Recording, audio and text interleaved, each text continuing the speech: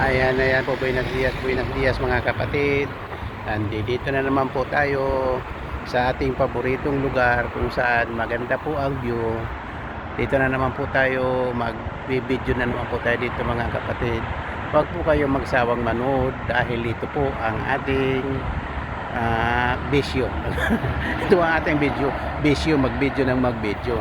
Kaya mga kapatid, mag-subscribe po kayo sa Kuya Dor Vlog 23. Ito po ang ating bisyo, ang mag-video.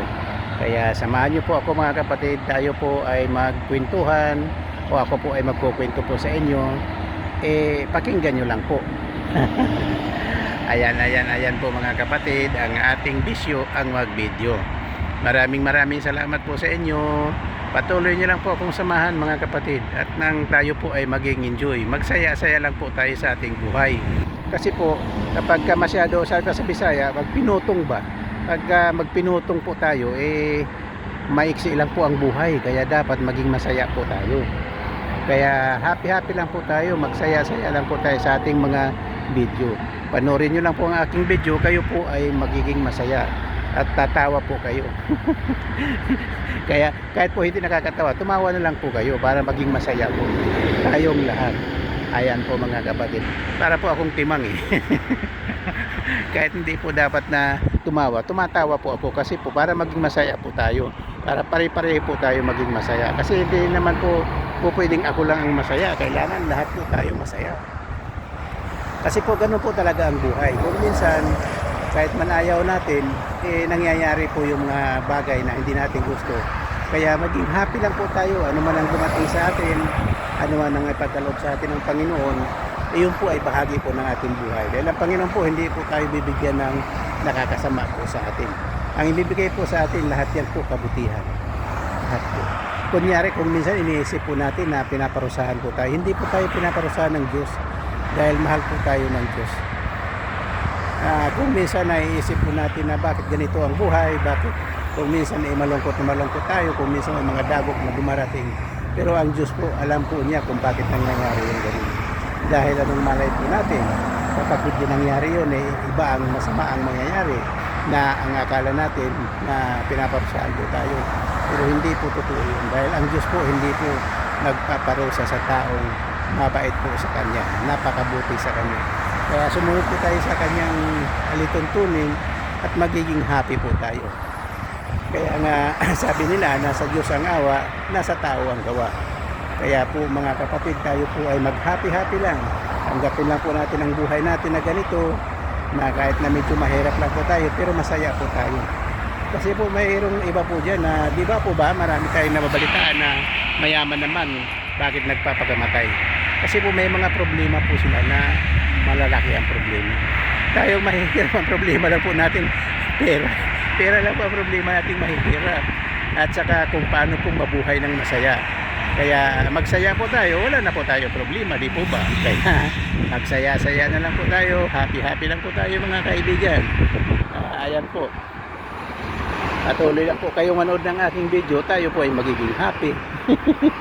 Di po ba? Kasi po pagka masaya po tayo, masaya po ang lahat. Kaya ayan po mga kapatid, happy lang po tayo. Ayan po yung karagatan o dagat na sinasabi ng misis ko na huwag mo nang ulit-ulitin, kasi alam po namin dagat yan. Ito ng misis ko. Pero hindi po nakakasawa, kasi po ang ganda pong pagpasdan. Kita mo naman, syudad yung tapos dagat na, di mo ba? Nung bata pa po ako sa probinsya po namin, medyo malapit-lapit din ang dagat. Kaya lang, dagat po, tapos kabundukan, kakahuyan. Dito po, dagat, tapos syudad. Ganon po pala dito sa abroad. Ngayon ko lang po ito nakita. Ngayon ko lang po napagtanto na ganito po dito sa abroad. Pero siguro po nung araw doon sa probinsya namin, dahil bata pa po ako, hindi ko masyadong napapansin yung mga magagandang tanawin. Pero isang one day po nitong mag-retired na po ako, uuwi po ako doon sa probinsya ko, saan ako nanggaling. At masubukan ko po kung kaano kasaya pala sa probinsya. Kaya ayan po mga kapatid, tayo po ay mag-happy lang po. Ayan po. Parang kilala ko nun. ayan po mga kapatid.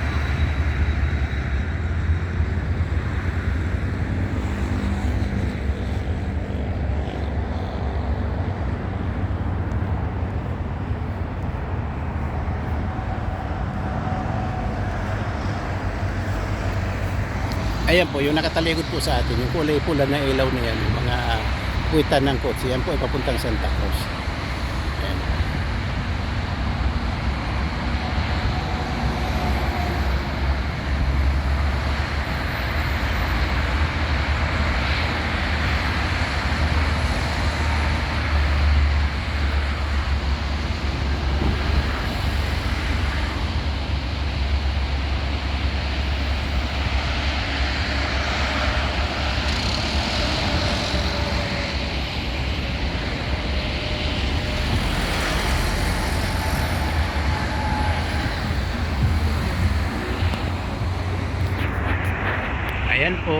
Ayan po mga kapatid. Okay, hanggang dito na lang muna po tayo. Maghanap po tayo may dugtong mamaya. Kung hindi man natin madugtungan, pwede na po siguro to. 6 minutes and 21 seconds. Okay na po to. Okay, bye-bye.